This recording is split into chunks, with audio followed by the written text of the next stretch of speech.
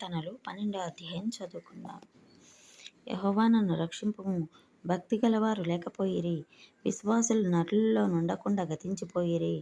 అందరూ ఒకరితో ఒకరు అబద్ధములాడుదురు, మోసకరమైన మనస్సు గలవారై ఇచ్చకములాడు పెదవులతో పలుకుదురు. ఆ ఇచ్చకములాడు వారు పెదవులన్నింటినీ, బింకములాడు నాలుకలన్నింటినీ కోసివేయును. మా నాలుకల చేత మేము సాధించెదము, మా పెదవులు మావి, మాకు ప్రభు ఎవడని వారు అనుకొందురు.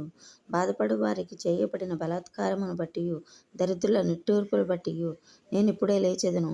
రక్షణను కోరుకొని వారికి నేను రక్షణ కలుగజేసేదనని యెహోవా సెలవిచ్చుచున్నాడు. యెహోవా మాటలు పవిత్రమైనవి, అవి మట్టి మూసలో 7 మారులు కరిగి ఊదిన వెండి ఎంత పవిత్రములు. యెహోవా, నీవు దరిద్రులను కాపాడెదవు, ఈ తరము వారి చేతిలో నుండి వారిని నిత్యము రక్షించెదవు. నరులలో నీచ ప్రవర్తన ప్రబలమైనప్పుడు దుష్టులు గర్విష్ఠులై నలుదిక్కులా తిరుగులాడుదురు. ఆమేన్.